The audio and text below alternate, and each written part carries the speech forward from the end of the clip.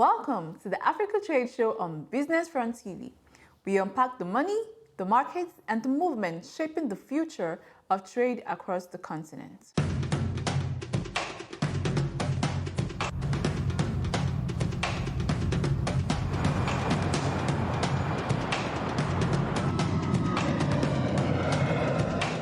The stories of innovation, the rise of intra-African enterprise, and the bold policies shaping our collective future. This is Inspired Afrique, where continental unity meets innovation. We spotlight the deals, partnerships, and ideas transforming Africa's promise into progress. On today's segment, we have Chime Nnwoka, CEO of Breeze, a Nigerian startup working to streamline Africa's trade workflows and documents. We're a fintech building solutions for global trade, for trade in Africa. What we're building is, we call it an operating system for digital trade in Africa. Essentially, we create trade documents and anchor them on the blockchain like NFTs, and this creates an immutable record on the chain that can be easily verified by external stakeholders. Now, this allows for verification of documents like invoices, bills of lading, warehouse certificates, and we create workflows around document presentation for customs clearing and financing, and models where businesses could go in for distributor financing, warehouse financing, factoring, and reverse factoring. So it's a SaaS platform that aims to connect merchants, freight forwarders, insurers, the relevant government agencies needed for trade, as well as banks and financial institutions. Oh, that's quite interesting. So the nerd in me is already thinking, how much offline work do you have to do to support this digital infrastructure you're building? Offline work in what sense? So a good example to look at it is the POS guys, where it's payments, digital payments, but they have to do a lot of legwork to meet merchants and get them registered and things like that. So in terms of user acquisition, in terms of actually implementing the digitization, how much work do you have to do by going to these places and meeting with people and all of that? I'm actually curious. So we've been around for about 5+ years. Those 5 years, most of that has been research, most of that has been client engagement. So we've been engaging with this, like potential customers and users for this, for the entire duration of this, and actually got real world experiences to build this. Also, in the meantime, we consult. So we consult for businesses importing mostly energy products, so needing bank guarantees and the likes. And we do see this as a problem coming in with documents exchange, verification for oil trade. But also we've dealt with bad actors sending things like fake bills of lading. So we build this product out of our real world experiences, personally, as well as from conversations we had with businesses in the ecosystem. When we started this product, the first stages of this was about 2 years ago. We spoke with the Currency Exchange here in Lagos Currencies Exchange, and a few other finance companies like Monida and Commercial about the need for solutions like this and what their own experiences were with trade and dealing with bad actors, and how we could bring retail into the market. So what I would say is that in terms of like customers, user acquisition, it started long before the product started being built. We have freight forwarders that are willing to join on the network. We also discuss with banks that are looking at integrating as well for their own processes as well. I think. Yeah. Oh, that's quite interesting. So a lot of the background work had been done even before a line of code was written. Is that the case? Yeah, a lot of work was done. Interesting. Now, based on your experience so far, where would you place the state of trade and trade activity in Africa, so within the borders and between each borders? So I think it's pitiful. Pitiful will be the word I will use. Another word a phrase I'll use is like existential crisis. We contribute just 3% to global trade, and that's very low. When you consider that we have most of the young population in the world, we have about 70% of the remaining arable land. So there's a lot that can be done. There's a lot that should be done. I know there's some things being done, but it's not enough. I think intra-African trade is about 15%, the level of activity internally. Other regions is about 50. minimum 50. So we need to integrate ourselves within the continent, and we also need to just do more, whether it's within the continent and the rest of the world. You used two heavy words there, pitiful, and you graduated and went to existential crisis. Honestly, it is. It's really. So the thing is, for something I always say is that trade is the backbone of commerce. Trade is backbone of success, of growth, of development. Look through history, right from thousands of years ago till today, you're not going to find any strong economy or strong empire that didn't have a trading arm. Most times, the trading supersedes the military might. It is what even comes in long after the military power goes in. So without trade, you're not going to go anywhere. You're going to be almost stuck in poverty, stuck without being able to grow. And for us in Africa, the resources are here, the people are here, everything is here, and then we need to, for us to have a brighter future, for us to have the Africa of our dreams, for us to have growth in the country and the continent, is that we actually need to trade more. There's no escaping from that. So, but why do you think we are where we are? What's responsible for this pitiful existential crisis that we have? I mean, I could give you a long explanation about that. Can we do like 3-4 bullet points? I could give you a long explanation. So the thing is, I won't mix it like that. I mean, structurally is that we're colonized. So you can't forget that. That's really did, I won't say damage, but the structure of our economy wasn't really favorable. And if you look at it, we're probably like a few years, 60 years from where like most African countries got their independence. So we're still very much early in our growth cycle. But then that's not an excuse. We haven't had, I'll say, the leadership that is needed, intentional leadership that is needed for us to take advantage of what we have. Sometimes this comes from just unstable governments. Sometimes that comes from just how us being resource dependent and how like the prices change and how that affects us. But I think that we need to build our industrial capacity. I know we were talking about that before this. We need to build our industrial capacity for us to increase the level of trade. But we also need to be more comfortable trading with ourselves. I know that there are challenges like payments, integrating other countries in Africa, even travel, logistics, but then that has to be done for us to be able to at least build the foundation to trade more. Okay, so I know we talked about this before the record, but permit me to bring this on the record, right? Let me be a little bit of a stickler. Do we have enough to even trade with each other? Or let me even put it in more context. Is there enough incentive for me to bring my product to a Ghana, a Benin Republic, or a Kenya when I can take it to Europe and get higher FX returns or things like that? So yes, let's say all things being equal, let's say payment was not an issue, let's say logistics was not an issue, let's say transport was not an issue.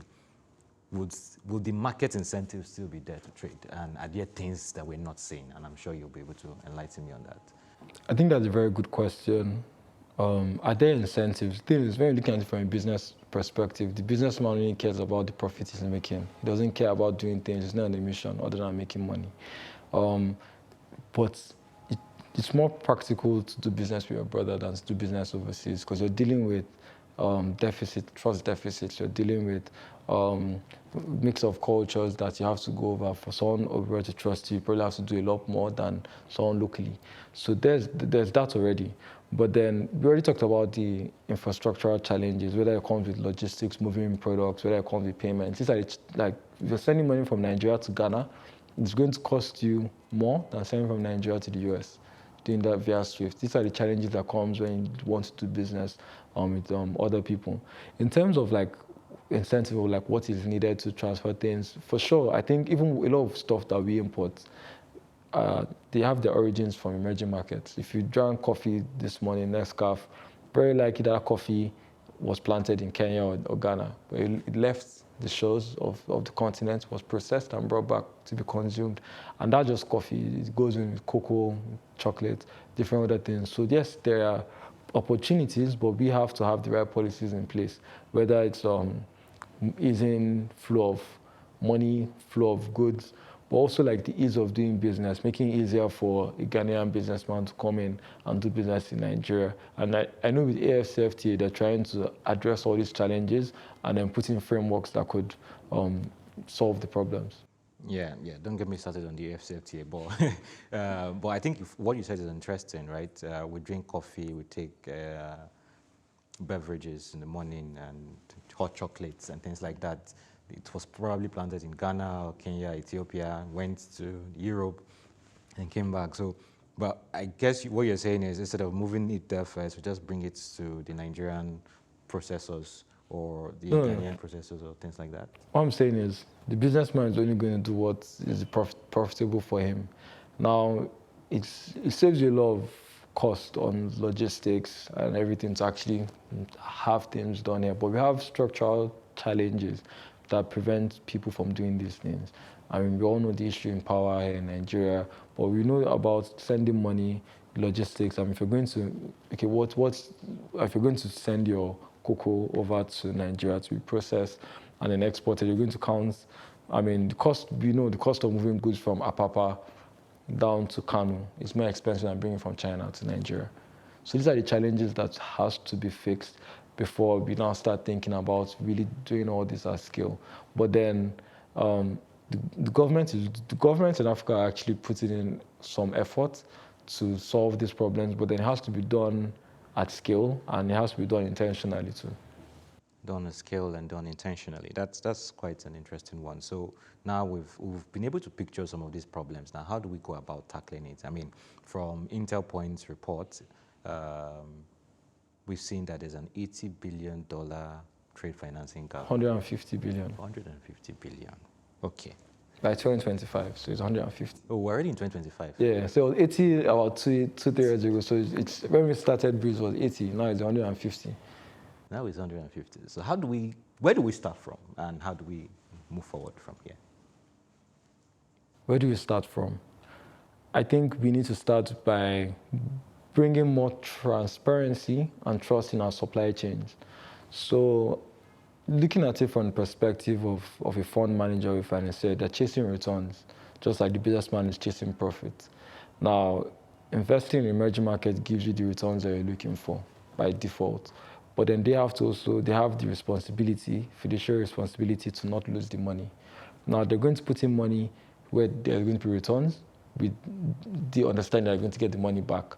Now, that understanding comes when there's transparency, when there's trust in the system. Now, there's the ease of doing business, which makes it easier to do business and looks at the legal infrastructure in the economies they're going in. But then we're looking at the supply chain itself. You have to be able to have transparency to know, okay, it's coming from this person, it's going to this person. They have an understanding that they could predict certain outcomes. And then that's just not yet there. We're not just yet there. That's quite...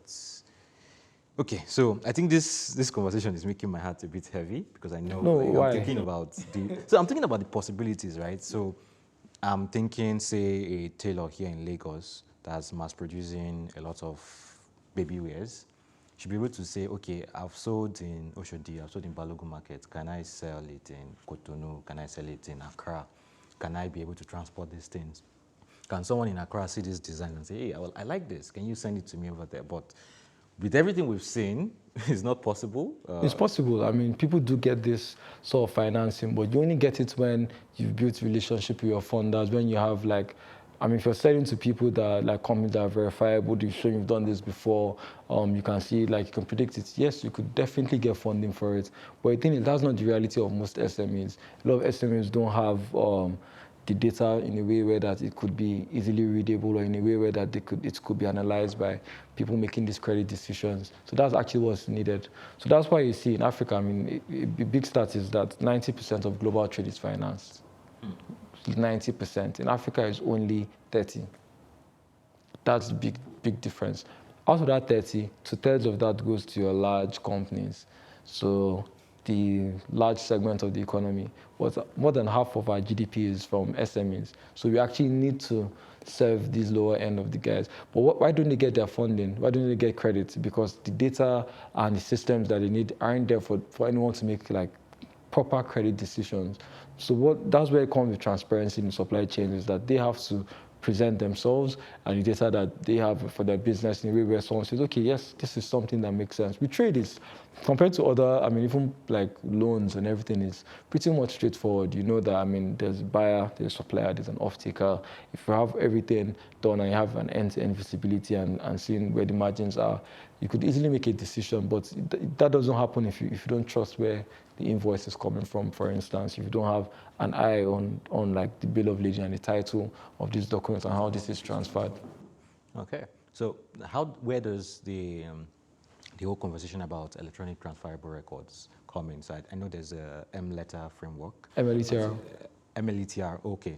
I'm trying to pronounce it. I used to call it M-letter before. I used to call it M-let. Okay. So it was like MLETR, yeah. Yeah, so like how critical is it, are initiatives or frameworks like that, and how much adoption are we seeing locally? How critical are these frameworks? These frameworks are extremely important for it. So MLETR was done by United Nations, the Council on International Trade, and it was created, I mean, COVID really helped with those kind of discussions, but was understanding and recognizing that digital documents can be used in place of paper. The world is digital now, and then trade is mostly paper-based, it's mostly document-based, document-heavy. And then we had to look at frameworks in adopting that, okay, these digital documents could stand in for paper. I mean, things like signing and stamping, they work as well for paper. It was done by United Nations. It's a model law on electronic transferable records, so that's what it means. It's a model law that should be adopted by countries. We haven't had no African country has adopted it yet, unfortunately. None. But it's based on English common law, so a lot of countries like Nigeria can easily adopt it and work with those frameworks. But then I think Singapore, Australia, and United Kingdom are some of the first countries that are adopting this. And UK just did their first end-to-end digital trade transaction last year, 2023, so 2 years ago. So it's not like we're raging far behind, but we need these frameworks, and we need to adopt these frameworks locally so that solutions can be built up. People can have an understanding on how they could move and proceed, and there's efficiency in this process in clearing goods faster at the port, in providing transparency. I would also want to mention that Afreximbank, they released the model law on factoring. So it was a conference last week where we discussed that, and the model law is for member countries of the bank to be able to adopt this and understand that, okay, yes, factoring is what is needed to at least start this conversation or like move conversation forward with like trade financing for at least, especially the SMEs, to the medium to large segment of the market. And can't have factoring properly done, especially in the digital age, start recognizing the importance of digital documents and working with these frameworks that have already been created. Aside MLETR and the model law on factoring, there are other like regulatory initiatives. You have the recognizing of LEIs, legal entity identifiers. So these are this is what's used to identify companies globally around the world. And I think the NGX is looking at getting a few companies onboarded on the LEI, using LEIs. But yeah, a lot can be done. There's the EURC, so module laws on regulatory laws on frameworks for letters of credit and bills of collection that have been adopted, and banks are currently using. I think banks are using EUCP for LCs. Interesting. Now, we're looking at the African space. Policies are fragmented, right? Different countries with different policies. We don't have as much of a strong central body, like comparable to the EU. The EU exists, but there's no tight-knit integration. Every country is pretty much doing what they want and all of that. So some have a bit more open policy, some have a bit more restrictive. How do you now balance for this intra-Africa trade we're dreaming of when we have a fragmented policy environment, some restrictive, some open? And yeah. I really like this question because people make the misunderstanding of comparing AU and EU. They're very different. So the EU is a monetary union. That's why they have a shared currency. So they have shared economic indices and policies. So things like interest rates has to be done considering every single member country there. And then there are challenges doing that. That's why the UK came out of it. The AU is not a monetary union. that they have goals and objectives sort of similar to EU, but it's very different. And AFTA is actually trying to move closer to it without the restrictions that having a shared currency might bring. So with that, it's very difficult to have the exact same policies replicated across board. But with AFTA, it's bringing like at least frameworks and agreements on at least the spirit of some of those policies. Things like isn't business flows or doing business in the continent, or ease of movement of goods and funds and people in the continent. So you're having things like visa on arrivals coming in. These are done in the spirit of the FTA to allow businessmen and people move easily. AFTA is very young. The EU came up historically from our Benelux agreement, and it came up after the Second World War with the intention of integrating Europe culturally as well, and intention of building the economy after the war. The AFTA is coming up from different scenario, so and it's relatively new. Things are being done, could be done faster, but things are definitely being done to accelerate that. In terms of like dealing with policies, is like I said, there are policies that should be done in the spirit of FTA, like easing business, people to come in, easing flow of goods and information, and tariff system, which are actually being introduced, discussed currently. What I'll say is that it's still very young. There's a lot that is being done. There's a lot that will be done, but it's a step-by-step process. I know there's PAPS that's come up. Yeah, so PAPS that's come up is working on integrating payment. There's also, like we said, the model law on factoring. This is done by Afreximbank alongside FCA, creating these legal frameworks that can be used interchangeably across countries. Interesting. Again, something we observed from Interpol report was the fact that a lot of the policies we find regarding trade in Africa are usually reactive. Say something happened and, okay, you need to course correct. Oh, there's an issue that you're observing, and they're trying to create a policy to fix that. So it really comes in the form of tariffs, import bans, this, that. So, and I think you've already mentioned some interesting things, some regulatory moves that, like Africa, that's supposed to be in this, create this seamless environment for business in Africa. So how do we actually move from reactive policies to a bit more proactive, like setting the standards, setting the scene for what's to come? Like I said, we're very resource dependent in Africa. So in Nigeria, we have oil. In Ghana, there's gold and there's crude oil. In Kenya, I know they have a very active agro sector. So we're essentially very commodity dependent. And if you're commodity dependent, your pricing and a lot of your policies aren't really set by you. They're set by organizations like OPEC, but also like prices as well. So you have to react to those tough situations. And so that's, personally, in my view, is what causes some of these things.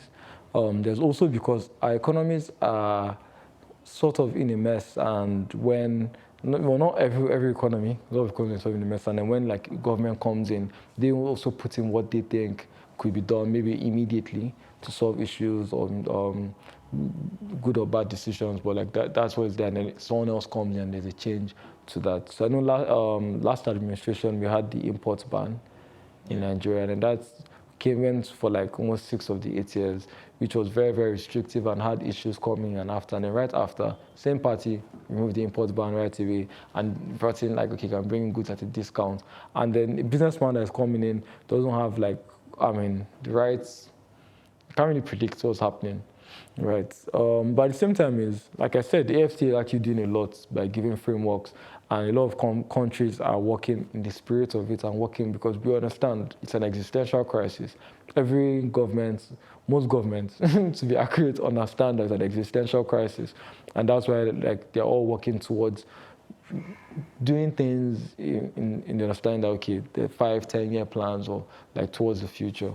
So I would expect that there will be less of these reactive policies and more of this, okay, we're making this, what's the reactive, active, proactive policies that, that doing things together and then for the future.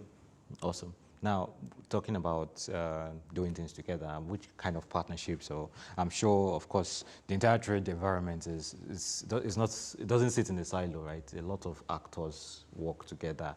So, but if we're talking about scaling trade and using digital tools, using platforms like Brace, for instance, which institutions, which banks, which DFIs, which government bodies are actually critical to actually create this future where we can scale trade digitally?